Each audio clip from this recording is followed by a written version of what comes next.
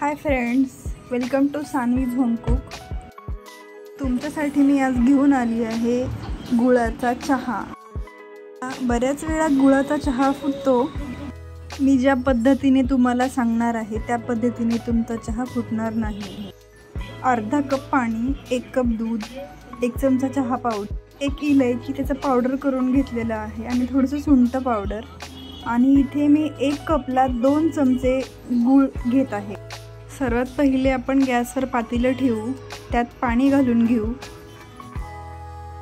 इथे मी 1 कप चहा बनवतेय, त्यानुसार मी साहित्य घेतलेलं आहे।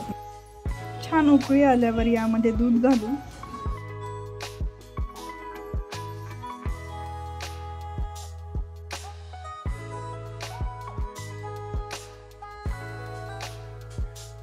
उकळी आल्याच्या नंतर सुंठ आणि इलायची पावडर घालून घेऊ।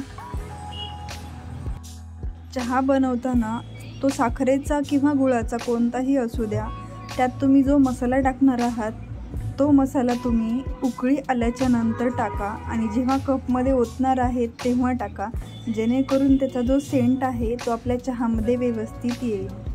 कपमध्ये ओतून घेऊ आणि मग त्यात गूळ ॲड करू। सुरुवातीला गूळ ॲड करायचा नाही, कारण चहा फुटू शकतो। चहा व्यवस्थित झालेला आहे।